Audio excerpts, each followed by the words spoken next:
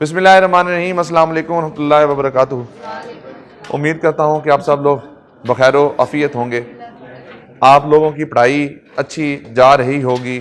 Audit के बारे में अब आके एम्बिग्विटीज़ कम हो गई होंगी, एम्बिग्विटीज़ कुछ रिड्यूस हो गई होंगी। समझ आ रहा है जी आपको? अब आपको थोड़ा सा ये फीलर आ रहा है कि जो चीज़ें हमने पढ़ी थी अब उनकी एप्लीकेशन हो रही है।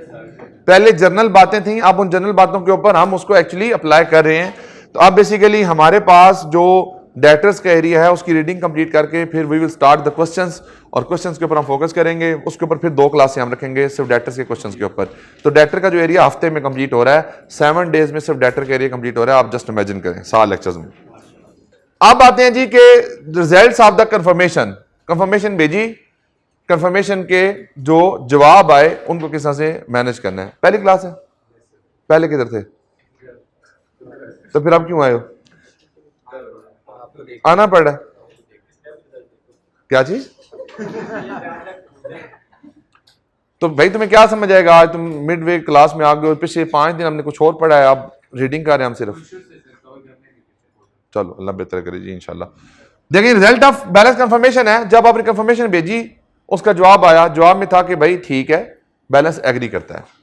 If balance as per confirmation is received then auditor need not to perform further audit procedure. Balance confirmation receive भी हो गई और बैलेंस एग्री भी करता है, यानी 100 रुपए की कंफर्मेशन थी, 100 रुपए का जवाब भी आ गया, तो आगे फर्दर प्रोसीजर परफॉर्म करने की जरूरत नहीं है, प्रोसीजर क्लोज कर दे, एंड कर दे। दूसरे नंबर पे आता है बैलेंस नॉट एग्रीड। वो हमने डिस्कस किया था कि आपने कंफर्मेशन भेजी 100 की, उसने आगे से जवाब 80 का दे दिया या 120 के दे दिया, तो उसमें टाइमिंग डिफरेंसेस होते हैं। In such case, auditor will request management to analyze replies and make reconciliation for the items. क्या करें? वो जवाब देखें, उसके ऊपर क्या बनाए? Reconciliations बनाए।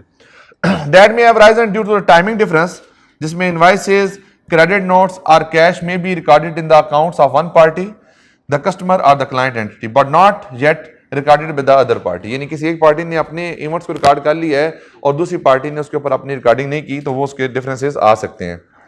अब इसके ऊपर अब इसके ऊपर हमने पूरी डिस्कशन की थी कि जो आपकी रिकंसिलिएशन बनती है उस रिकंसिलिएशन की हम मैथमेटिकल एक्यूरेसी को टेस्ट करते हैं। उसमें जो सेल्स होती हैं उसको सेल्स के जो डॉक्यूमेंटेशन होती है वहां से जाके चेक करते हैं, जो रिकवरीज हुई होती हैं उनको रिकवरीज को बैंक स्टेटमेंट में जाके देखते हैं। तो अब यहाँ पे एक सवाल पूरा ड्राफ्ट हो सकता है कि अगर कंफर्मेशन भेजी, कंफर्मेशन का जवाब आया लेकिन उसमें बैलेंस डिफरेंट था, अब आप अपने प्रोसीजर डिजाइन करें, आप इसको किस तरीके से डील करेंगे। तो ये तो बेसिक 2-3 नंबर के लिए इनफ है, लेकिन अगर यही सवाल आपको 6 से 7 नंबर का आ जाए तो फिर आप उस रिकंसिलिएशन के प्रोसीजर्स को भी अप्लाई करेंगे। अगर बिलफरज पेपर में आपको रिकंसिलिएशन के प्रोसीजर भूल जाए, हो सकता है ना भूल जाए, फिर आपने फौरी तौर पे बीआरएस के प्रोसीजर्स इनमें लेके आ जाने हैं। कैश एंड बैंक में हमने बीआरएस के प्रोसीजर पढ़े थे, उसमें भी सेम इस तरह से ही रिकंसिलिएशन बनती है। एक balance as per bank statement होती है और एक बैलेंस एज पर जीएल होता है, और दरमियान में कुछ एरर्स होते हैं और कुछ टाइमिंग डिफरेंसेस होते हैं। तो आपने ज़हन में ये रखना है, जहां पे जीएल है वहां पे इधर भी जीएल है, वहां जहां पे बैंक स्टेटमेंट का बैलेंस था यहाँ पे बैंक कंफर्मेशन का बैलेंस है। फिर वहां पे क्या था? अनप्रेजेंटेड चेक, यहाँ पे क्या? सेल्स। वहां पे क्या था? अनक्रेडिटेड चेक, यहाँ पे क्या होगा? रिकवरी। वहां पे था आपका कुछ कैश बुक एडजस्टमेंट सी एरर थे, यहाँ पे भी कुछ एरर हो सकते हैं। तो आपको ज़हन में फौरी तौर पे बीआरएस के प्रोसीजर आ जाने चाहिए, और बीआरएस की बेस के ऊपर आपको सेल और रसीट और बैलेंसेस विद पार्टी, यानी कि उसी प्रोसीजर को आप तोड़ मोड़ के यहाँ के प्रोसीजर भी आसानी से बना सकते हैं। अब इसलिए मैं आपको जो प्रोसीजर कराता हूँ वो इसलिए कराता हूँ कि आप उसको किसी एक स्पेसिफिक एरिया पे अप्लाई ना करें, बल्कि जहां जहां पे भी आपको उन प्रोसीजर्स की जरूरत पड़े आप उस प्रोसीजर्स को आसानी से क्या कर सकें? अप्लाई कर सकें। पेपर में बैठे हुए कंफ्यूज नहीं होना। कोई चीज नहीं आती कोई मसला नहीं, ऑडिट का नॉलेज आपके सामने मौजूद है, आपको उसके मिलते जुलते जो चीज नजर आ रही है ना उसके मुताबिक अपना क्वेश्चन पूरा करके आए, छोड़ के कुछ नहीं। बेटा ये अगर नहीं पता चलता क्वेश्चन क्या कर रहा है तो फिर कुछ हमें पढ़ने में गलती हो सकती है, हमें कोई चीज़ समझने में गलती हो सकती है, कुछ हमारे नॉलेज और कॉन्सेप्ट बिल्डिंग में गलती हो सकती है, और इन सारी गलतियों के ऊपर हम शायद जज्बाती होकर तेजी तेजी से क्वेश्चन को अटेम्प्ट करने की तरफ जाते हैं और क्वेश्चन की रिक्वायरमेंट को ठीक तरीके से नहीं पढ़ते। ये सबसे बड़ी गलती हो सकती है। अदरवाइज अगर आप क्वेश्चन की रिक्वायरमेंट को 2 से 3 दफ़ा पढ़ें तो उसके बाद चीज़ आपको समझ आ जाती है। रट्टे के नंबर नहीं होते, रट्टा लगाना भी नहीं है, आते ही नहीं है रट्टा। आपने कॉन्सेप्ट्स की बेस पे चलना है। मैं कह दूं आप रट्टा लगाएं, मुझे बताएं अभी तक किसी चीज पे रट्टा लगाने की जरूरत है आपको? फिर अब वो जो बच्चे कहते हैं ऑडिट में रट्टा रट्टा रट्टा रट्टा, मुझे बताएं कहां रट्टा है? कहीं पे भी रटा नहीं है। ये सारी बातें क्या कॉन्सेप्चुअल हैं? अब देखो ना, वो कल तुम्हारी वाली एग्जांपल क्या थी? फूफो की एग्जांपल किससे लिंक की थी आपने? हाँ, कंफर्मेशन का जवाब आए या ना आए, उस कर किसी एग्जांपल लिंक की थी? तुम्हारे वो जो मामलात हैं उनकी एग्जांपल हमने कर दी थी। वैसे मैं तो कहता हूँ कि मैं इनको कहूँगा कि इसमें से वो छोटा सा क्लिप निकाल के ना फेसबुक पे लगा दें, और मैं फिर पूरी क्लास से रिक्वेस्ट करूँगा कि वो क्लिप प्लीज़ शेयर करें लड़के के नाम के साथ, लड़के की तस्वीर के साथ, ताकि फूफो कहीं ना कहीं उसको देख लें। और फूफो जो है ना वो इतनी इतनी इतनी इतनी उनको सिंपैथी आए कि मेरा भतीजा इतना अच्छा है कि फूफो को इतना मशहूर किया हुआ है कि फूफो खुद कहें कि बेटा तू मेरा ही बेटा है। ठीक है जी, आगे चले जी। नो रिप्लाई रिसीव्ड, अगर कंफर्मेशन का जवाब ना आए फिर क्या करेंगे? If auditor has not received response to the balance confirmation then auditor will perform the alternative procedure. अब वो नीचे दोनों प्रोसीजर लिखे हुए हैं। अगर आपके रिसीवेबल का बैलेंस है फिर क्या प्रोसीजर लगाएंगे, अगर अकाउंट पेबल का बैलेंस है तो फिर आप क्या प्रोसीजर लगाएंगे। लेकिन इसमें फिर आपने फिर अगेन अपने माइंड में वो मैप पूरा याद रखना है। कंफर्मेशन का जवाब नहीं आया तो क्या पॉजिटिव कंफर्मेशन थी या नेगेटिव कंफर्मेशन थी? अगर नेगेटिव थी तो फिर फर्दर प्रोसीजर लगाने की जरूरत नहीं है। अगर आपकी पॉजिटिव कंफर्मेशन थी तो फिर क्या करेंगे? फॉलो अप करेंगे। अगर फॉलो अप का रिस्पांस नहीं आता तो फिर क्या करेंगे? अल्टरनेटिव प्रोसीजर लगाएंगे। फॉर ट्रेड रिसीवेबल्स, अब ट्रेड रिसीवेबल के क्या अल्टरनेटिव होंगे? Examine specific subsequent cash receipts including matching such receipt with the actual item being paid. जाहिर बात है जो रसीट आएगी मैं उसको किसी इनवाइस के साथ मैच कर रहा हूँ, किसी बैंक स्टेटमेंट से मैच कर रहा हूँ, तो वो क्या वाकई ही बैंक स्टेटमेंट की credit side GL of debtor के क्रेडिट साइड के साथ मैच करती है या नहीं करती। और उसमें फिर क्या है जी? Shipping documents. अब उसके बाद जो रिमेनिंग अमाउंट बच जाती है, सब्सिक्वेंट क्लियरेंस के बाद जो रिमेनिंग अमाउंट बच जाती है उसे क्या कहते हैं? Total exposure minus the amount subsequently received. What is the net exposure? तो नेट एक्सपोजर किस तरह से बनता है? नेट एक्सपोजर में क्या होता है? रिकवरी हो गई माइनस कर दी, आप पीछे रिमेनिंग क्या है? वो नेट एक्सपोजर क्या है? वो इसमें जो रह चुका वो क्या है? मतलब अभी इस पे फर्दर वो सेल्स हैं। जो रह गया वो क्या है? सेल्स का बैलेंस है। तो आप सेल्स की हुई हैं तो सेल्स को टेस्ट करेंगे। फिर क्या कहते हैं जी? आपको शिपिंग डॉक्यूमेंट्स को देखें and sales near the period end को देखें। Or other client documentation providing evidence for the existence of the assertion. The alternative procedure है। यानी आपने पहले क्या देखना है? सब्सिक्वेंट क्लियरेंस देखनी है। सब्सिक्वेंट क्लियरेंस के बाद जो नेट एक्सपोजर बच जाता है उस नेट एक्सपोजर के ऊपर आपने सेल्स की डॉक्यूमेंटेशन को रिव्यू करना है। जारी बात है मैंने अगर 100 रुपया देना है, 100 में से 20 दे दिए तो 80 तो नहीं दिए ना मैंने। अब 80 किस चीज को रिप्रेजेंट करता है? 80 अनपेड सेल इनवाइसेस को रिप्रेजेंट करता है।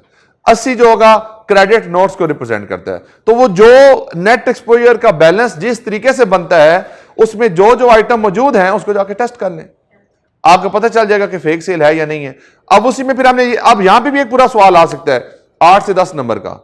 वो सवाल क्या होगा कि आपने फॉर एग्जांपल डेटर्स के ऊपर पहले तो सब्सिक्वेंट आपका अल्टरनेटिव प्रोसीजर क्या होंगे।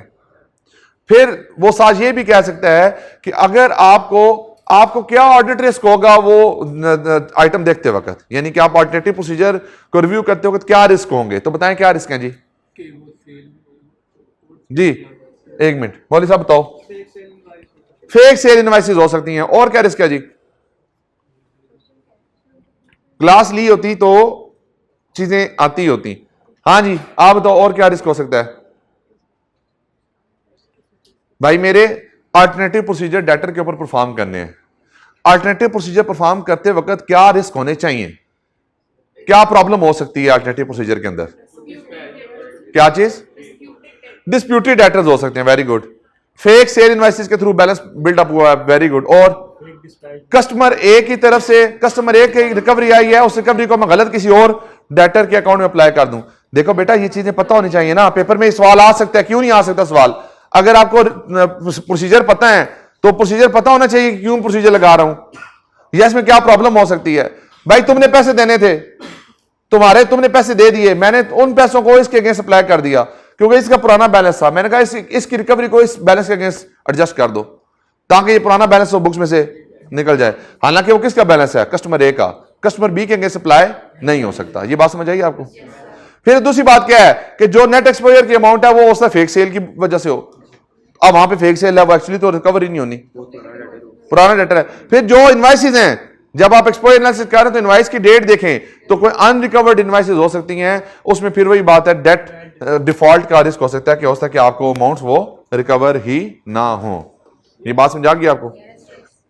डेटर के केस में सब्सिक्वेंट कैश रिसीट्स की बात होती है, तो क्रेडिटर के केस में क्या होगा? सब्सिक्वेंट कैश पेमेंट की बात होगी। अच्छा, डेटर के केस में सेल्स इनवाइसेस एक्सपोजर के तौर पे यूज होती हैं, क्रेडिटर के केस में क्या होगा? Purchase invoices. तो आज अल्टरनेटिव प्रोसीजर क्या होगा? सेम। डेटर के लिए कैश रिसीट और सेल्स, और क्रेडिटर्स के लिए कैश पेमेंट और परचेज। जब परचेज और कैश पेमेंट को टेस्ट कर लेंगे तो आपका अल्टरनेटिव प्रोसीजर हो जाएगा। डेटर्स में आप रिसीट को और सेल इनवॉइसेस को टेस्ट कर लेंगे तो आपका अल्टरनेटिव प्रोसीजर हो जाएगा। आप ज़हन में आपके रिस्क होना चाहिए। देखें, आपको मैं यहां पे रट्टा तोता नहीं बनाना चाह रहा, मैं सही बता रहा हूं आपको। आने वाले दौर के अंदर सीए प्रोफेशन वो चीज होने वाली है जिसमें ये ट्रेडिशनल वे ऑफ टीचिंग जो है बिल्कुल खत्म हो जाएगा।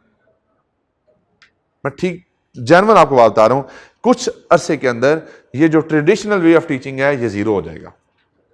ये जो नॉर्मल आप तरीके से पढ़ते हैं ना चीजों को, ये अगर जीरो ना हुआ तो आपने मुझे पकड़ लेना कि with in next 2 to 3 years आप फाइनल में होंगे, सीए फाइनल में होंगे। और ये जो वे ऑफ टीचिंग है, जो रट्टे को प्रमोट किया जाता है, जो रट्टे को बहुत ज्यादा कहा जाता है कि रट्टे के बगैर आप सीए पास नहीं कर सकते, स्पेसिफिक गेस्ट पेपर्स की बात होती है। मैं इवन खुद जानता हूं, कई टीचर कई जगहों पे जानता हूं, कई लोगों को जानता हूं जो बच्चों को एक स्पेसिफिक गेस्ट पेपर्स बना के दे रहे होते हैं। एमसीक्यूज के गेस्ट पेपर्स होते हैं, क्वेश्चंस के गेस्ट पेपर्स होते हैं। भाई ये सारी चीजें माइनस हो जानी है। अब आने वाले दौर में जो पेपर आएगा वो इंतहाई डिफिकल्ट और इंतहाई डिफरेंट होगा, क्योंकि जो अब बेसिकली आई कैप की गवर्नेंस स्ट्रक्चर के अंदर जो लोग इस वक्त मौजूद हैं, जो इस वक्त काम कर रहे हैं, they are two competent people. क्योंकि मैं उनके साथ एक मीटिंग करके आया और मुझे उनका विजन समझ आया कि वो चाह क्या रहे हैं। अगर वो अपने विजन के मुताबिक चलते रहे तो सीए प्रोफेशन वाकई चेंज हो जाएगा। और ये जो आपका ट्रेडिशनल वे ऑफ है ना, ये बच्चे बार बार कहते हैं क्या याद करें क्या ना करें, इसको रट्टा लगा ले, इसको ना रट्टा लगाएं, ये सारी चीजें जीरो हो जाएंगी। नहीं जी, अकाउंट रिसीव अकाउंट पेबल है जी, एग्जामिनेशन सब्सिक्वेंट कैश डिस्बर्समेंट, वहां पे कैश रिसीट थी। Or correspondence from the third parties, वही बात है कि सप्लायर की स्टेटमेंट्स भी मिल जाती हैं। And other record such as receiving reports and statement that the client receive from vendors providing evidence for the completeness assertion, कि बेसिकली जो डॉक्यूमेंटेशन है परचेज के और जो पेमेंट के डॉक्यूमेंटेशन है वो आपको सब्सिक्वेंट जो आपके अल्टरनेटिव प्रोसीजर होते हैं उसके अंदर आपको हेल्प आउट करते हैं। जी बिल्कुल है। अनयूजुअल इंक्रीज इन सेल जो है बेसिकली वो उसका करस्पॉन्डिंग फैक्ट कहां पे गया होगा? डेटर्स में गया होगा, तो फ्रॉड इस फैक्टर है। अगर कोई उसमें आपके पास कोई एविडेंस नहीं है किसी चीज के बारे में तो आप उसको फिर क्रिटिकली इवैल्यूएट करेंगे। जाहिर बात है, देखें अगर कोविड के दिनों की बात की जाए तो मास्क की सेल बहुत ज्यादा बड़ी थी।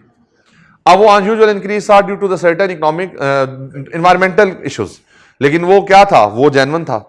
अब उसमें सेल्स बढ़ी हैं। अब फॉर एग्जांपल वही पैटर्न अगर 2-3 साल से आगे भी चलता जाए तो वो चीज नहीं होगी। वही जो मास्क पहले 100 रुपए का मिलता था वो 5 रुपए भी कोई नहीं लेता, 10 रुपए का भी कोई नहीं लेता कोई। तो क्या है, वही सेल की डिमांड अब कम हो गई है, वो चीजें कम हो गई हैं। अब भी अगर वही कंपनी ज्यादा सेल शो कराती है तो फिर आप उसको फौरन तौर पर इन्वेस्टिगेट करना चाहिए कि भाई ये रीजन क्या है, क्यों प्रॉब्लम है ये वाली। ये फ्रॉड फैक्टर्स को आपका जो है वो प्रॉम्प्ट करती है और उसको आपको कहते हैं कि आपको फ्रॉड फैक्टर्स को अच्छे तरीके से कंसीडर कर लेना चाहिए। ठीक है जी, क्लियर है जी। फिर आगे ये ईसीएल के प्रोसीजर है। कल को बच्चा कह रहा था कि हमारे सिलेबस में नहीं है, वो मुझे दिखाओ यार कहां पे था एस्टिमेट वाली बात।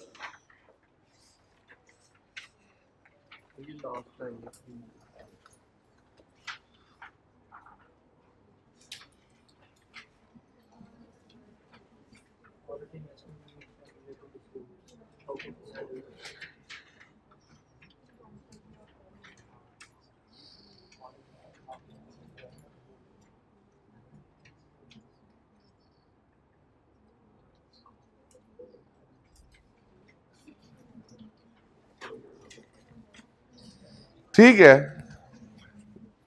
पढ़ लीजिएगा, मतलब सिलेबस का पार्ट नहीं है, पढ़ लीजिएगा, पढ़ना हो तो पढ़ लीजिएगा, क्योंकि प्रोसीजर कॉमन है। आपको मैंने एस्टिमेट के प्रोसीजर जनरल समझा दिए हैं, आप उसको दे लीजिएगा। पढ़ना तो अभी लिखते हैं। Review the company procedure for identifying the irrevocable and doubtful receivable. वहां पे क्या था? वहां पे इन्वेंट्री का प्रोसीजर था। प्रॉपर्टी प्लांट इक्विपमेंट के अंदर किसका प्रोसीजर था? इंपेयरमेंट का था। तो यहाँ पे क्या था? Review the company procedure. Procedure तो एक ही है, कंपनी के प्रोसीजर को रिव्यू करें कि कंपनी किस तरह से डाउटफुल डेट को आइडेंटिफाई करती है, कंपनी किस तरह से एनआरवी ऑफ द इन्वेंट्री को आइडेंटिफाई करती है, कंपनी किस तरीके से अपने इंपेयरमेंट को आइडेंटिफाई करती है, कंपनी किस तरीके से डेफर्ड टैक्सेशन की जो एस्टिमेट होता है उसको आइडेंटिफाई करती है। Obtain aging of the trade debts and check accuracy and completeness of aging. This is IPE, information produced by the entity. ये चीज क्या थी, यहां पे एजिंग है तो जो आपका इन्वेंट्री था उसमें क्या था, स्टॉक रिपोर्ट थी, आपके कॉस्ट की डिटेलें थी, सब्सिक्वेंट सेल प्राइसेस थी। अगर यहीं पे बात की जाए आपके जो इंपेयरमेंट के केस में, तो वहां पे क्या था, कैश फ्लो का डाटा था, हिस्टोरिकल फाइनेंशियल इंफॉर्मेशन थी। अब हम क्या कर रहे हैं, उसकी एक्यूरेसी और कंप्लीटनेस को इंश्योर कर रहे हैं। फिर रिलायबिलिटी के ऊपर एक प्रोसीजर था कि जिस सिस्टम से ये इंफॉर्मेशन निकली है उस सिस्टम की भी रिलायबिलिटी को टेस्ट कर लिया जाए। तो बात सारी यहां पे सेम कवर हो रही है। Identify long outstanding balances and inquire management for reasoning of no recovery. तो यहां पे आउटस्टैंडिंग बैलेंसेस की क्या मांग रहे हैं, लॉन्ग एजिंग मांग रहे हैं, कितने पुराने डेटर्स हैं, वहां इन्वेंट्री की एजिंग हम मांग रहे थे, यहां पे एजिंग किसकी मांग रहे हैं, डेटर की। वहां पे एनआरवी ऑफ द इन्वेंट्री का इशू था, यहां पे रिकवरी का, डेटर की रिकवरी का इशू है।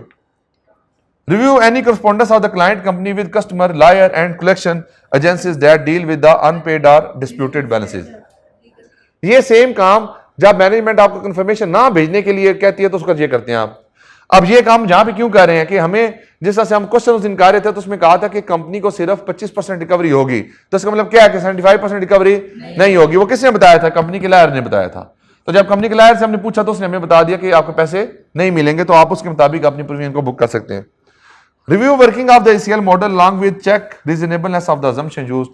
For example, GDP, unemployment rate, CPI. ये मैंने आपको जो दिन बातें की थी कि अगर क्रेडिट कार्ड आपने लिया हुआ है और क्रेडिट कार्ड में फॉर एग्जांपल मोर्टेलिटी रेट की बात करते हैं, मरने कितने लोग मरते हैं, तो 30 साल की उम्र तक 1% है, 30 से 40 तक 2% है, 40 से 50 तक 3% है, 50 प्लस के ऊपर 4% है और 60 प्लस के ऊपर 10% है। अब ये बेसिकली क्या है, ये आपका एक फ्यूचर का फैक्टर है। इस तरह से मैंने कहा था अगर फॉर एग्जांपल अनएम्प्लॉयमेंट बढ़ेगी तो रिकवरीज कम हो जाएंगी, सारी बात लोगों के पास नहीं होगा। अगर इन्फ्लेशन बढ़ेगी तो रिकवरीज कम हो जाएंगी, अगर जीडीपी कम होगी तो आपकी फिर भी रिकवरीज कम हो जाएंगी। तो आप इनके जो इंपैक्ट्स हैं, इनके जम्पशन को अपने पास उसमें ऐड करें, उसकी बेस के ऊपर क्या निकालें, आप अपनी प्रीमियम निकालें। फिर मैंने रोल रेट के बारे में आपको बताया था, प्रोबेबिलिटी ऑफ डिफॉल्ट होती है, एज लेटर बना के दिखाई थी कि बैलेंस फॉर 100 था, 100 से 80 हो गया, 80 से 20 हो गया, 20 से 0 हो गया, तो ये 4 महीनों में जाके मेरा बैलेंस रिकवर हुआ है, तो इस पूरे के ऊपर मेरी प्रोबेबिलिटी ऑफ डिफॉल्ट क्या है वो कैलकुलेट करते हैं। और and further forward looking factors, वही कि फ्यूचर में ये फैक्टर्स किस तरह से अप्लाई होंगे, उसकी वजह से मेरी प्रीमियम पे क्या इंपैक्ट आएगा। याद करना, कल नहीं करना तो कोई मजबूरी और इमरजेंसी इस पे नहीं है, आप करना चाहें तो कर सकते हैं। Obtain expert opinion of firm specialist to ensure the reasonableness of the working of ACL. जाहिर बात है इसमें जो स्टैटिस्टिकल टूल यूज होते हैं, जब ये हम इसकी बात करते हैं जीडीपी की, अनएम्प्लॉयमेंट रेट की, सीपीआई की, तो इसको किस तरह से अप्लाई करना है, यहाँ पे स्टैटिस्टिकल टूल यूज होते हैं। वैसे चेक मॉडल है जिस तरह से, या बाइनोमियल डिस्ट्रीब्यूशन है, या आपका जो कुछ और भी टूल्स होते हैं, रिग्रेशन एनालिसिस होता है, कोरिलेशन कोएफिशिएंट होता है। तो ये बेसिकली जो आपके मेथड्स होते हैं ना, ये आप बीइंग अकाउंटेंट आप स्टैटिस्टिशियन नहीं होते, आप इनको अप्लाई नहीं कर सकते। तो फिर उस केस में हम क्या करते हैं, एक्सपर्ट की ओपिनियंस ले लेते हैं और अपनी वर्किंग एक्सपर्ट को थ्रू रिव्यू करवा लेते हैं कि हमारी वर्किंग ठीक है या नहीं है। Check the reasonableness of ECL model along with disclosure requirement with requirement of the IFRS 9। तो जो हमारे डिस्क्लोजर रिक्वायरमेंट है हम उसको जाके IFRS 9 की रिक्वायरमेंट से देख लें और बाकी मॉडल को भी देख लें। तो आज आके देखें कितनी बातें हैं, वही डाटा, अजम्पशन, मेथड, फिर उसके बाद आपके जो डाटा के ऊपर कंप्लीटनेस एंड एक्यूरेसी है, अजम्पशन की रीजनेबलनेस है, फिर वो जो सोर्स डाटा है उसमें एजिंग भी आती है। अब ये बातें सारी एक तरह की हैं, बेस प्रोसीजर आपके ज़हन में होना चाहिए, पेपर में आ जाए तो आप उसको आसानी से कर सकते हैं। लिखे हुआ बेशक है कि out of the scope of the syllabus है, लेकिन मैं बताऊं 2, 4, 5 नंबर का सवाल टेस्ट करने में कोई हर्ज नहीं होती, आ ही जाता है। करना चाहें कर लें, नहीं करना चाहते आप छोड़ दें इसको। लेकिन ये टॉपिक इधर से तो कंप्लीट हो गया, अगर बुक में कोई चीज़ एडिशनल है तो आप मेरे से पूछ सकते हैं। रेमिटेंस एडवाइस होती है, फॉर एग्जांपल आपने मुझे पैसे भेजे हैं तो आपने साथ कोई रेमिटेंस एडवाइस भी भेजी होगी, बैंक की स्लिप भेजी होगी, तो क्या है, रेमिटेंस एडवाइस है। इरिकवरेबल अमाउंट के ऊपर कंफर्मेशन बिल्कुल हो सकती है अगर डिस्प्यूटेड बैलेंस ना हो। अगर डिस्प्यूटेड बैलेंस नहीं है वैसे इरिकवरेबल है, कस्टमर पैसे मतलब कस्टमर की फाइनेंशियल हेल्थ नहीं है पे करने वाली, तो फिर कंफर्मेशन के थ्रू आ जाएगा, लेकिन उससे वैल्यूएशन नहीं कंफर्म होगी, एग्जिस्टेंस तो कंफर्म हो जाएगी। वैल्यूएशन के लिए क्या करना पड़ेगा, प्रीमियम बुक करनी पड़ेगी। जी आप इसके क्वेश्चंस पे आ जाएं जरा।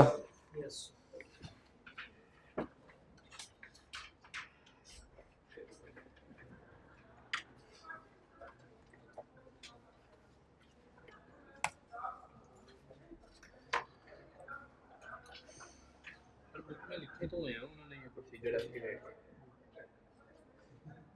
जी ये बुक में लिखे हुए हैं उन्होंने प्रोसीजर एक्टिवेट बा कर लो यार फिर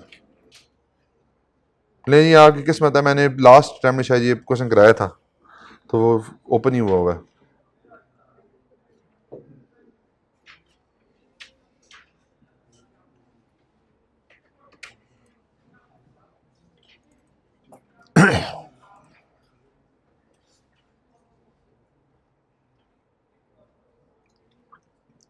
ले जी आपकी स्क्रीन के ऊपर एक सवाल है बाई चांस वो ओपन हुआ होगा तो इसको कर लेते हैं फ्रेश डेयरीज लिमिटेड का क्वेश्चन जी रिक्वायरमेंट क्या है in respect of each of the above categories of customers यहां पे कुछ कैटेगरीज ऑफ कस्टमर हमारे पास मौजूद हैं discuss the appropriateness of sending negative confirmation request हम इनको नेगेटिव कंफर्मेशन रिक्वेस्ट भेजना चाहते हैं आप वो देखें कि भेज सकते हैं या नहीं भेज सकते you are currently in planning phase of the audit of the fresh dairies limited for the year ended 31st December 2016 the information available to you in respect of the company data include the following distributors हैं wholesalers हैं restaurants हैं और individual customers हैं distributor का number of customer कितने हैं 20 यानी 20 distributor हैं उन 20 के अगेंस्ट हमारा 30.5 मिलियन का बैलेंस मौजूद है और percentage of confirmation customer who confirmation the balance of the last year यानी कि हम जितने जो कंफर्मेशन भेजते हैं उसका जवाब कितने % लोग देते हैं तो ये एक्सेप्शन रेट को यहां से आइडेंटिफाई कर सकते हैं यहां पे बताएं 20 कस्टमर्स हैं मेजर बैलेंस है आपने डिसीजन करना है इस दफा नेगेटिव भेजनी है या नहीं भेजनी उसके लिए पैरामीटर्स उसने आपको बता दिए होलसेलर्स हैं 2250 नंबर ऑफ होलसेलर्स हैं 12.750 इनका हमारा बैलेंस है और 70% इसका हमारा रिकवरी रेट है यानी कंफर्मेशन हमारी 70% आ जाती है रेस्टोरेंट्स के केस में 12 रेस्टोरेंट है 20 मिलियन का बैलेंस है और 83% का आपका यहाँ पे एक्सेप्शन 83% आपके लोग आपको रिप्लाई दे देते हैं इंडिविजुअल कस्टमर है 5700 है 9.8 मिलियन का इनका बैलेंस है और 20% इनकी कंफर्मेशन रिसीव होती है बाकी 80% लोग इसमें कंफर्मेशन नहीं देते अब इस क्वेश्चन को अटेम्प्ट करना है आप जिन में क्या बात सबसे पहले आएगी सबसे पहले क्या आना चाहिए मटेरियलिटी तो नहीं जरूरत नहीं यहां पे मटेरियल देखें 4 कंडीशंस हैं वो 4 कंडीशन आपने अपने पास लिख लेनी है उस 4 कंडीशन के ऊपर हर एक को आपने इवैल्यूएट कर लेना है फॉर एग्जांपल डिस्ट्रीब्यूटर्स की बात करते हैं पहली कंडीशन उसमें ये होती है कि large number of population with small amounts तो वो तो इस पहले में तो वो क्राइटेरिया ही 0 हो गया ये क्या है small number with large balance तो इस केस में तो जाएगी पॉजिटिव नेगेटिव फॉर्म कंफर्मेशन नहीं जा सकती अब इस तरह के सवालों को हल करने का तरीका क्या होता है आप सबसे पहले नेगेटिव कंफर्मेशन भेजने का जो क्राइटेरिया है उसको लिख लें following are the condition when जी सोल्यूशन में 4 कंडीशन सबसे पहले आप लिख लें कि ये 4 कंडीशन हो तो सिचुएशन के अंदर हम क्या कर सकते हैं नेगेटिव कंफर्मेशन भेज सकते हैं एक जर्नल आप शुरू में पूरा अपना पैराग्राफ ड्राफ्ट कर लें जब रिस्क का मटेरियल स्टेटमेंट आपका लो हो या फिर उसके बाद large number of population with small balances हो लो एक्सेप्शन रेट हो और क्या था चौथी रिस्क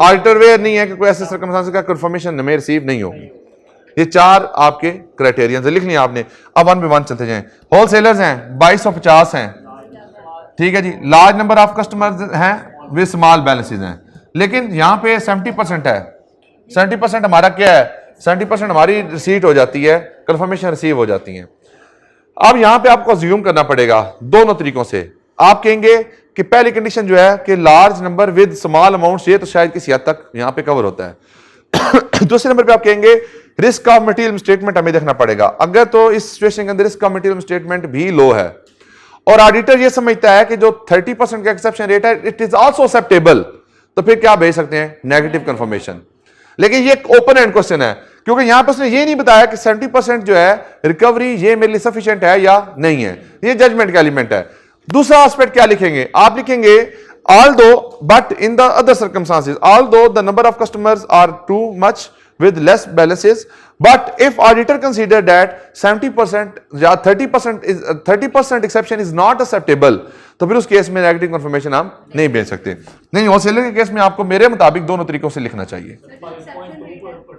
क्या जी कहां पे दिया मटेरियलिटी नहीं अगर देखें कि 1 to 7 5% और उसको नेट प्रॉफिट पे डिवाइड करें तो वो 5 है हमारे पास की नेट प्रॉफिट?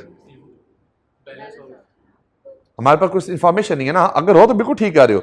देखो तुम्हारी डायरेक्शन कमाल है, सही बता रहा हूं, मतलब ये सार्केस्टिक वे में नहीं कह रहे, तुम बहुत अच्छा सोच रहे हो, लेकिन यहां पे इस तक इंफॉर्मेशन हमारे पास अवेलेबल नहीं है। तो जब अवेलेबल नहीं है तो फिर इसको ओपन एंड कंसीडर करो। आप करो कि 30% है ना आप सिंपल ये कर सकते हैं कि 12 750 का 30% लें कितना आता है?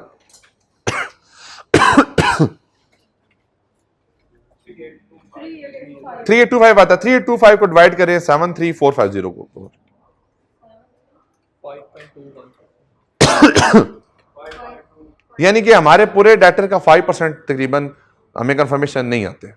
ठीक है, अब अगर वो मटेरियल है तो उसका लिंक आता है, लेकिन बहुत कॉम्प्लेक्स हो जाएगा। इतना आगे की ना सोचो, पेपर में बैठ के सोचना। यहां पे आप दोनों तरीकों से करके आए कि अगर बाकी तो क्राइटेरिया फुलफिल हो रहे हैं, लेकिन एक एक्सेप्शन रेट वाला क्राइटेरिया के ऊपर प्रॉब्लम है, अगर तो 30% का एक्सेप्शन रेट ऑडिटर के लिए एक्सेप्टेबल है तो फिर उस केस में पॉजिटिव नेगेटिव कंफर्मेशन भेज सकते हैं। लेकिन अगर ऑडिटर से ये समझता है कि 30% का जो एक्सेप्शन रेट है ये एक्सेप्टेबल नहीं है, तो फिर उस केस में हम कौन सी कंफर्मेशन भेजेंगे? पॉजिटिव कंफर्मेशन भेजेंगे। पहले के केस में कौन सी भेजेंगे? नेगेटिव नहीं भेज सकते, पॉजिटिव जा सकती है। रेस्टोरेंट्स हैं 12 हैं, 20.40 है, 83% है, लेकिन आपने पूरा आर्गुमेंट बनाना है, क्योंकि ये आपका small number with high amounts. दूसरी बात क्या है? ऑल दो exception rate is low, all दो एक्सेप्शन रेट इज लो, लेकिन क्योंकि ये 4 कंडीशन मीट इकट्ठा होना जरूरी है, उसमें से एक कंडीशन से मीट नहीं किया तो यहां पे नेगेटिव कंफर्मेशन आपकी नहीं जा सकती। जी देखिए, आपने ज्यूम बेटा, मैं तो नॉर्मली जो एक्सेप्शन रेट को एक्सेप्टेड होती है वो 10 से 15% की आप कह लें कि प्रैक्टिकली हम 10 से 15% को कहते हैं कि एक्सेप्शन रेट एक्सेप्टेड है। अब अगर देखें फॉर एग्जाम्पल ये 20% है। अब आखिरी केस पे आते हैं ना, इंडिविजुअल कस्टमर्स हैं 5700 है, large number with small amount, लेकिन एक्सेप्शन रेट बहुत ज्यादा है, ये तो नजर आ रहा है। 30% से ऊपर चीज जाती जाएगी, नींद नहीं आनी चाहिए, नींद नहीं आनी चाहिए, पेपर पास खुदा न खास्ता नहीं होगा। नहीं, इनको कह रहा हूं आगे, सुनने से कोई फायदा नहीं होता। जब तक देखें सेंसेस आपके काम नहीं करेंगे ना, तो सुनने का कोई फायदा नहीं है। वो इधर से सुना, इधर से निकल गया। मैंने क्या कहा? नहीं, मैंने अभी आखिरी बात क्या की है? नहीं, ये बात ही नहीं की। सेंसेस काम नहीं करेंगे, ये बात की है। देखें, अब आपने ना उसको थीम बता दी है, लेकिन आपको ये नहीं पता कि बात क्या हुई है। ये अच्छी बात है। चलें, एटलीस्ट देखें, मैं आपको बताऊं, लंबे लंबे गहरे गहरे सांस लें, फिर जो है ना आपकी जो है ना वो ये जो थकावट वगैरह उतर जाएगी। अगर कोई बात नहीं, अभी कर लेते हैं। Inhale, hold, exhale. करें जी, सारे बच्चे करें। इनहेल, इनहेल, नाक से सांस लेना है और लंबा सा सांस लेके रोकना है। Inhale, hold, exhale. ना हंस रहे हो, मैं बता रहा हूं आप लोगों को, ये एक्टिव हो जाओगे, आपके नर्व्स एक्टिव हो जाएंगे फौरी तौर पे। चलिए सारे, अब जो बच्चा हंसा उसको पेनल्टी है। Inhale, Excel. एक्सेल स्लो करना है, बिल्कुल स्लो, यानी जिस स्पीड के साथ आपने सांस इन लेना है, इन करना है, उसकी डबल रिड्यूस स्पीड के साथ आपने उसको एक्सेल करना है। तो उससे क्या होगा, जब आप बेसिकली जितना मर्जी आपको कोई स्ट्रेसफुल एनवायरनमेंट है, आपकी हार्ट बीट काबू में नहीं आ रही, पैनिक अटैक्स हो रहे हैं, आपको पढ़ाई की टेंशन हो रही है, कुछ हो रहा है, आप दिन में ये जब आपको थोड़ा सा पैनिक अटैक हो, आप इस से लंबे गहरे सांस लें, तो उससे क्या होगा कि आपके जो स्ट्रेस है वो रिलीज हो जाएगा। अगर किसी को नहीं लगता है कि स्ट्रेस रिलीज नहीं होता, मैं गारंटी के साथ लिख के दूंगा स्ट्रेस रिलीज होगा, लेकिन उसको एक्टिवली परफॉर्म करे ये जो एक्सरसाइजेज है, उसका स्ट्रेस जीरो हो जाएगा। एनयूजी इंडिविजुअल कस्टमर्स हैं 5700 कस्टमर्स हैं, 9800 का बैलेंस है, large number of item with small balances, but exception rate is high. When the exception rate is high we can not send the negative confirmation. 20% लोग confirm करते हैं, percentage of customer who confirm the balance last year. सिर्फ 20% लोग confirm करते हैं, 80% लोग confirm नहीं करते। तो जब कंफर्म नहीं करते तो एक्सेप्शन रेट हाई हो गया ना। क्यों लो हो गया? बेटा मुझे चीज बताओ, 100 क्लास में बच्चे बैठे हैं, 100 में से सिर्फ 20 को समझ आए तो क्या कहेंगे आप? कि क्लास को समझ आ गया? नहीं आया। तो एक्सेप्शन रेट क्या है? हाई। एक्सेप्शन रेट क्या? ना करे, ना करे। एक्सेप्शन रेट देखें, एक्सेप्शन क्या होता है? अनोमली। आपको कहा नहीं जाता अक्सर कहा तुम तो एक्सेप्शन ही हो, एक्सेप्शन टू द केस, जिसको कोई चीज समझ ही ना आए, आप एक्सेप्शन हो, अनोमली हो। वो क्या होता है? जो रिप्रेजेंट नहीं कर रहे होते, यानी जो पूरी पॉपुलेशन को रिप्रेजेंट नहीं करते। अब देखें 80% लोग जवाब नहीं देते, तो 80% क्या है? एक्सेप्शंस हैं। ठीक है जी। तो 20% क्या है? वो लोग जो कंफर्मेशन का जवाब देते हैं। अब यहां पे एक्सेप्शन रेट क्या है? हाई। तो यहां पे आप अब्रप्टली कहेंगे कि यहां पे नेगेटिव कंफर्मेशन नहीं भेजी जा सकती ड्यू टू द रीजन कि यहां पे रिस्क ज्यादा है। लेकिन यहां पे आपको अजम्पशंस लेनी पड़ेंगी कि ये हाई है या लो है, क्योंकि यहां पे देखिए यहां एक्सेप्शन रेट 10% है, यहां 30% है, यहां पे 17% है। इस केस में अजम्पशन लेनी पड़ेगी, इस केस में आप जो है ना लो कंसीडर करेंगे। जी समझ आ गई जी? इस क्वेश्चन को आप अटेम्प्ट कर लेंगे? मुझे ये बताएं, जो आपने पढ़ा है, जो आपने अंडरस्टैंडिंग लिया, उसमें उसके मुताबिक ये नॉलेज के अंदर से ये चीजें, कोई ऐसी चीज तो नहीं है जो आपको मुश्किल लगी हो? गुड।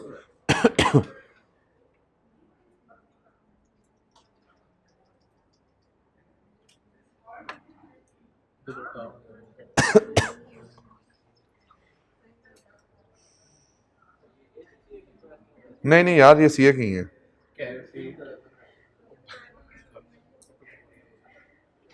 देखें जी, क्वेश्चन नंबर 124 है जी, कनकॉर्डिया लिमिटेड है। रिक्वायरमेंट क्या है जी? Comment on the suggestion of the job incharge. Job incharge ने कोई सजेशंस दी हैं।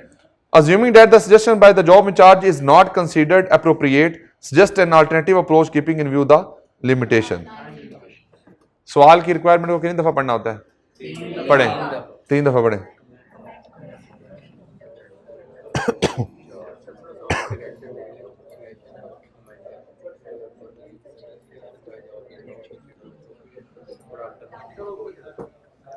पढ़ लीजिए।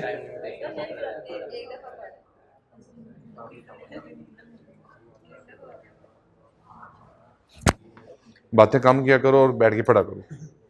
ये तीनों सहेलियों को मैंने एक इधर बिठा देने, एक इधर और एक उधर। क्या चीज? तुम तो चुवा रहे हो ना। ठीक है जी। अब इसकी जरा क्वेश्चन की बॉडी पढ़ते हैं। You are the audit manager in form of chartered accountants. इज्जत मिल गई है। किसको इज्जत मिली है? किसको? चुवारों को इज्जत मिल गई है। क्या बना दिया गया है? मैनेजर बना दिए। Following is the extract of email received from the job in charge responsible for our audit of the client Concordia Limited for the year ended 31st March 2018। 2018 का ऑडिट हो रहा है, उसमें कुछ ईमेल किया इंचार्ज ने, उस ईमेल को आप जरा पढ़ें। I am considering to circulate negative confirmation on 1st April 2018 for debtors balances outstanding on 31st March 2018 as firstly। सबसे पहले मैं नेगेटिव कंफर्मेशन भेजने जा रहा हूं जो मेरे डेटर्स हैं उनके बैलेंसेस के ऊपर। कब भेजूंगा? 1 अप्रैल को मैं भेज दूंगा। The reporting deadline of CL are very standard. जो सीएल की रिपोर्टिंग लाइन है, रिपोर्टिंग है, वो बड़ी स्टैंडर्ड है। 10 दिन के अंदर ऑडिट रिपोर्ट देनी है। Secondly, the population comprise of the large number of small balances. दूसरे नंबर पे, पहले नंबर पे उसने क्या है? टाइम कंस्ट्रेंट्स हैं। दूसरे नंबर पे उसने क्या है जी? Comprise large number of small balances. Large number है, स्मॉल बैलेंसेस के साथ है। Thirdly, risk of material statement has been assessed as low. तीसरे नंबर से क्या है कि जो रिस्क ऑफ मटेरियल स्टेटमेंट है वो लो है। I have also offered by CL CFO that one of their staff would get all the confirmation signed from the debtors and deliver them to the firm office। हम client का बंदा जाएगा, वो confirmation पकड़ के साइन कराएगा और आपके पास ले आएगा। This could help us in meeting the reporting deadline। इससे क्या होगा कि हम अपनी रिपोर्टिंग डेडलाइन को मीट कर लेंगे। अब ये 2 सजेशन है यहाँ पे। एक सजेशन है नेगेटिव कंफर्मेशन भेजने की, दूसरी सजेशन है कि बाय हैंड क्लाइंट के थ्रू कंफर्मेशन को आपको साइन कराने की। जी बताएं जी, ये पहली बात क्या है? नेगेटिव कंफर्मेशन भेजी जा सकती है? No sir. 4 कंडीशंस नहीं पूरी होनी। आप बताएं लो एक्सेप्शन रेट कहीं लिखा हुआ है? और नहीं, ऐसे थोड़ी जूम कर लेंगे। आप दोनों एस्पेक्ट के साथ लिखेंगे। आप उसने क्या कहा कि उसने कहा कि job incharge is not considered appropriate. Assuming that suggestion by the job incharge is not considered appropriate. तो फिर क्या करेंगे? अगर आप उसकी कंडीशन को कहें कि गलत सजेशन दे रहा है, अब आप इस पे कमेंट्स करें। ऐसे फौरी तौर पे नहीं कहते। 4 कंडीशन ज़हन में लेके आए। 2 कंडीशन मौजूद हैं, 2 कंडीशन यहां पे मौजूद नहीं है। आप कहेंगे कि आपका एक्सेप्शन रेट हाई होगा या लो होगा, और ऑडिटर का पास्ट एक्सपीरियंस कैसा है और उसके ऊपर जो है उसकी एक्सपेक्टेशंस क्या हैं।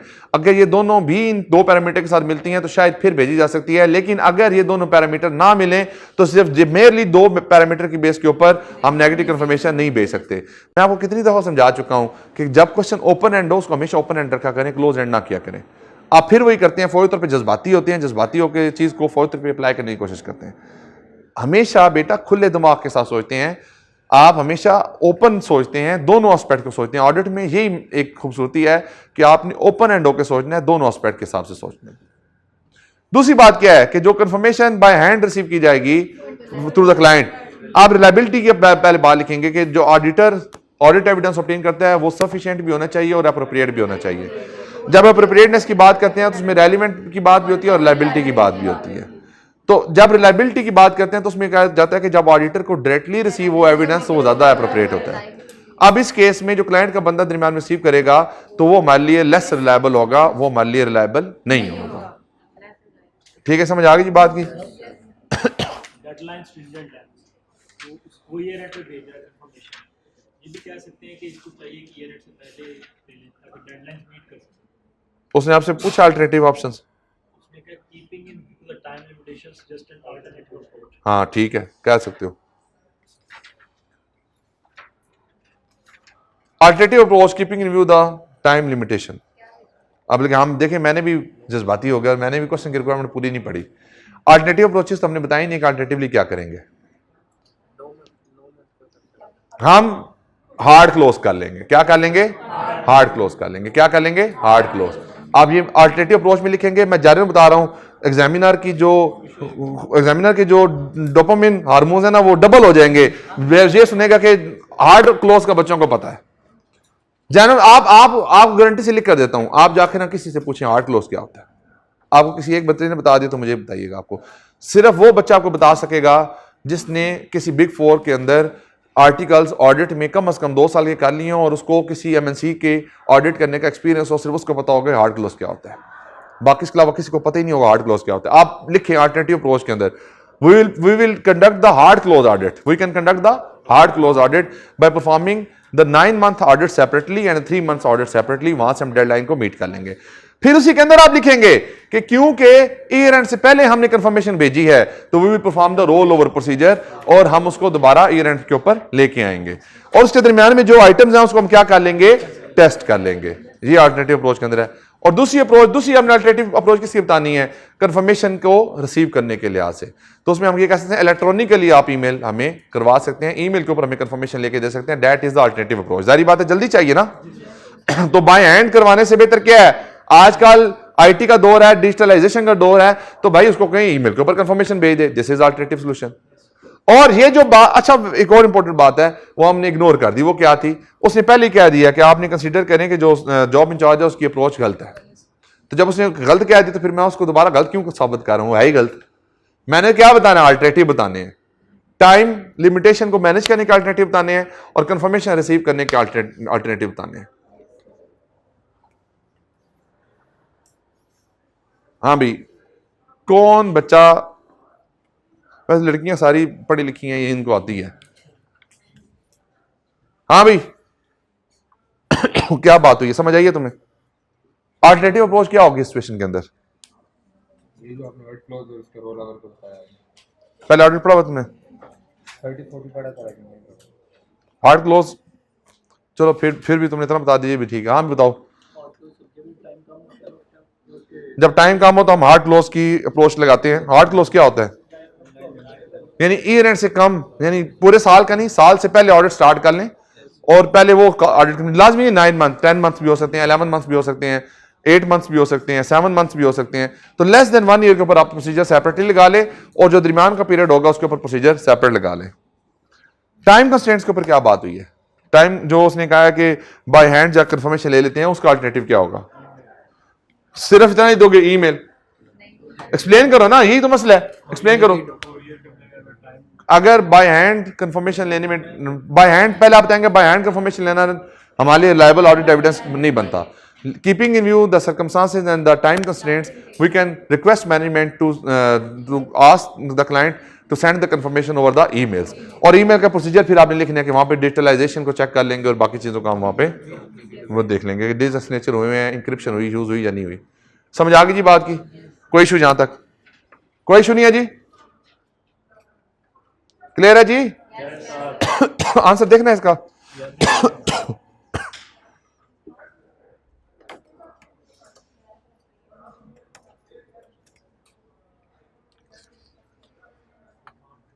We cannot choose to circulate negative confirmation merely on the fact risk of material statement has been assessed and low, and majority of balance comprises of large number with small balances. Before using the negative confirmation as a substantive procedure, we need to ascertain that exception rate is expected to be low, and there is no apparent reason to suspect the customer would disregard the confirmation request. Furthermore, we cannot consider the offer of CFO because we should remain control over external confirmation requests, which include sending the confirmation by ourselves with instruction for response be sent directly to us. Ideally, confirmation of balance should take place after the reporting period and should be based on the customer account balances as at the reporting period. However, to reduce the time pressure at the final audit stage, the confirmation process can also be based on the balance at the interim date before the end of the financial year. Normally, not more than 3 months before the end of the reporting period. यहाँ पे hard close का आप concept use कर लेंगे. However, while doing so, we should consider the fact that we will need to check the change in debtor balances between the confirmation date and the end of the reporting period. तो ये भी बात है कि आप year से पहले hard close का जो प्रोसीजर होता है वो, और उसके ऊपर दूसरा उसने अल्टरनेटिव नहीं बताया उसका बाय हैंड कंफर्मेशन का, तो वो आपको पता है कि जो बेसिकली ईमेल्स के ऊपर हम उसको कंफर्मेशन ले लेंगे। ठीक है जी, क्लियर है? तो जो आपकी डायरेक्शन है और जो एग्जामिनर की डायरेक्शन है 100% एक सीमत में ही है, लेकिन मेरे मुताबिक एग्जामिनर ने ये बात ऊपर वाली भी जो है ना गलत की है, उसने खुद पहले ऊपर बता दिया है कि भाई उसका कंसीडर आप गलत कर दें। सवाल के दो हिस्से हैं, उसने पहले comment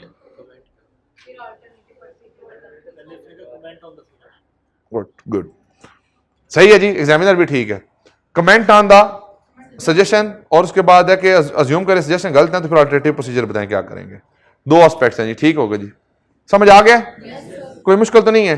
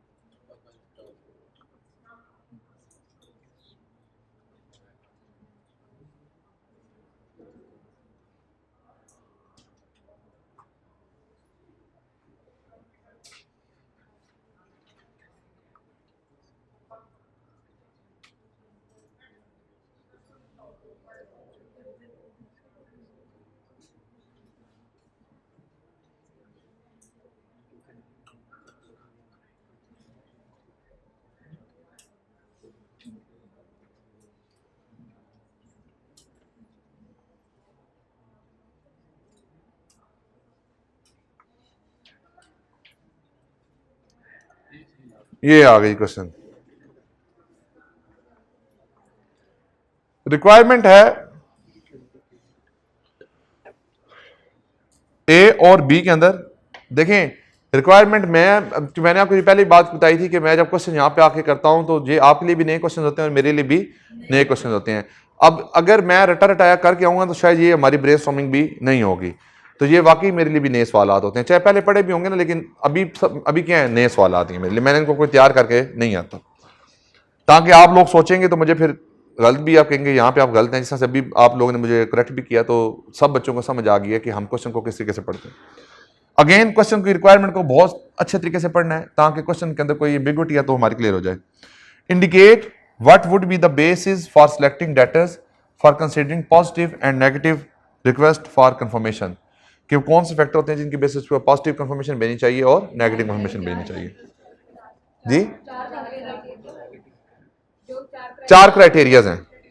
briefly explain as to how you would deal with a situation where a debtor confirmation a balance which is different from the amount appearing in the confirmation request.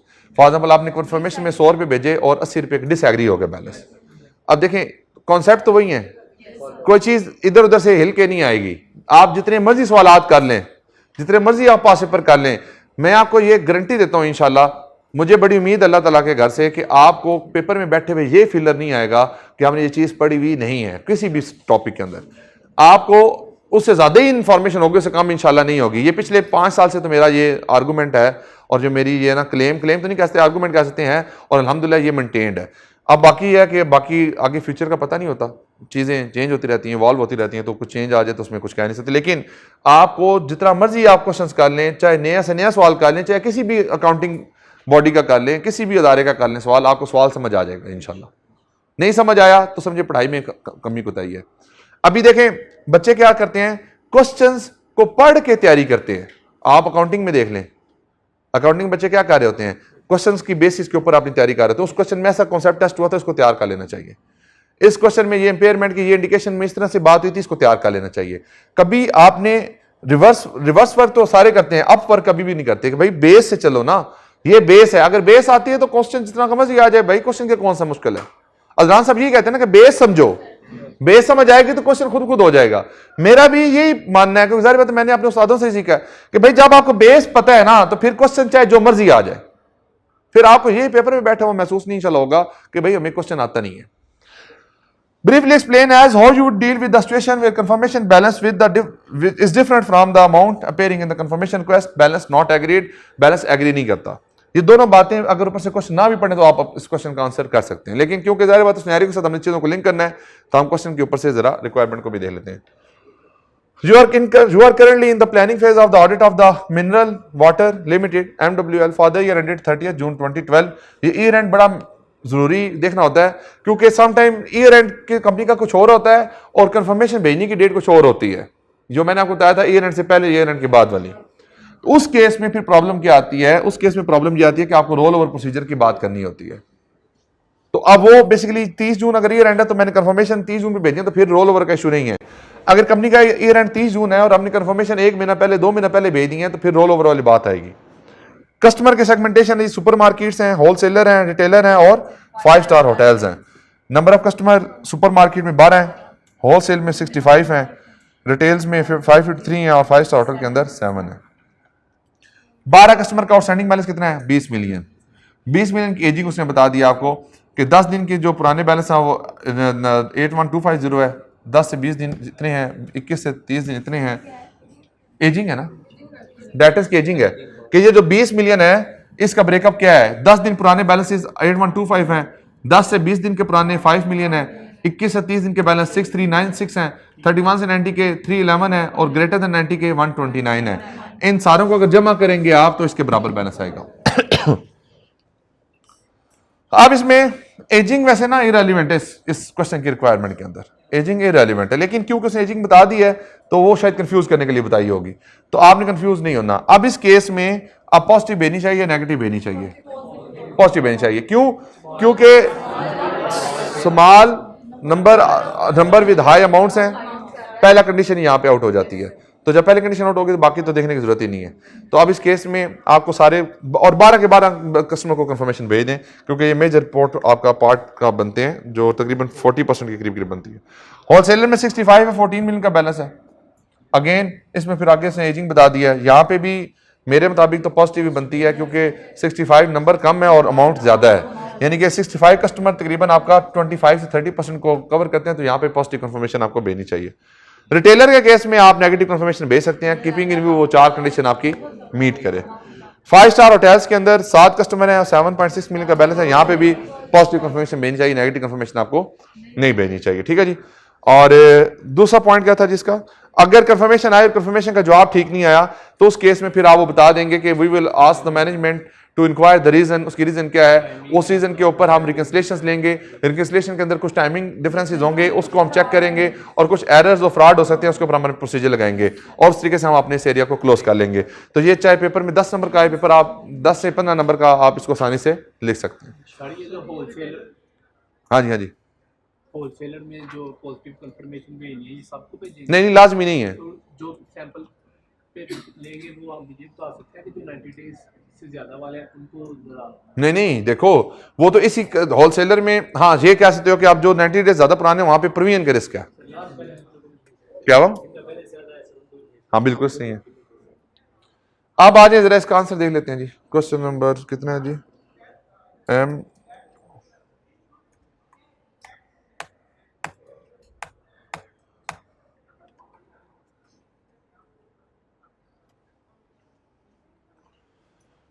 उसने डेटर की पहले लिस्टिंग को 4 से divide कर दिया, उसने already कर दिया। Positive for positive circulation in the selection में be as follows, all 12 supermarket as well as 7 5-star hotel will be purposely selected, 59% of the debtor balances will be covered in this manner. Wholesalers and retailer will be stratified further according to the value and days outstanding. A sample will be made from the above mentioned subpopulation with greater focus on the high value and long outstanding populations. Same बात है। Debtor with nil and credit balance as well as overdue balance also be selected. मेरा ख्याल है ये इसने इसमें जो question की रिक्वायरमेंट है वो ठीक तरीके से फॉलो नहीं की। ये तो उसने वो उसकी सेगमेंटेशन पे बात शुरू कर दी। उसने लिखा होता कि पॉजिटिव और नेगेटिव की बात की थी, उसने सिलेक्शन की बात नहीं की थी कि आप इसको स्ट्रैटिफाई किस तरह से कर सकते हैं। क्राइटेरिया नहीं लिखा था, उसने कहा था कि आप पॉजिटिव और नेगेटिव कब किस तरह से भेजेंगे, तो हमने वो उसके ऊपर बात करनी थी। अलबत्ता इशू नहीं है, आप उसके मुताबिक करें जो आपको अपना नॉलेज है। Selecting situation where debtor confirmation confirming a balance which is different from the appearing in the confirmation request. A response that indicates a difference between the information requested to be confirmed and information provided by the confirming party is termed as exception. The exception may be on account of timing difference or misstatements. Already हम इसको discuss कर चुके हैं। In case of timing difference, the debtor will need to reconcile the amount confirmed by the confirming party and the amount of sent for confirmation. इसके ऊपर हमने पूरा procedure देखा हुआ है कि हम balance as per confirmation, balance as per जो आपका आता है वो फिर जो दरमियान में डिफरेंस जाते हैं उसको हम वेरीफाई करते हैं। If the amount cannot be reconciled, the debtor should evaluate whether it is indicative of fraud or deficiency in the entity internal control over the financial reporting. In case, the debtor will consider whether it need to revise his risk assessment and audit procedures. तो ये risk assessment के revision की बात जो उसको मैंने की थी वो सारी यहाँ पे इसने कर दी। तो अगेन ये सारी बातें वही हैं जो आपने ऑलरेडी पढ़ी हैं, बल्कि उसने बहुत कम लिखा हुआ है, ज़्यादा नहीं लिखा हुआ।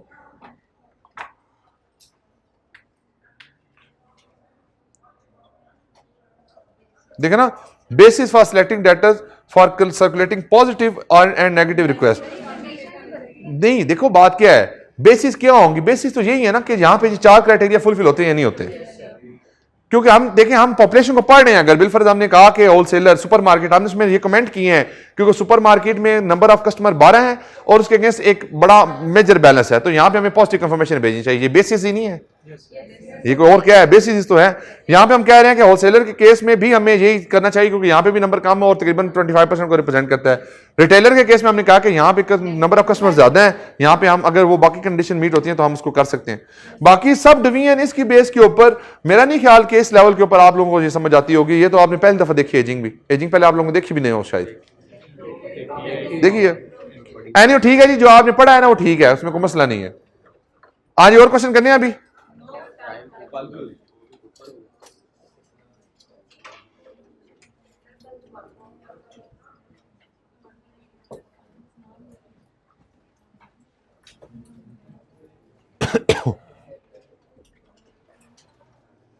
एक सवाल कर लेते मेरा ख्याल है।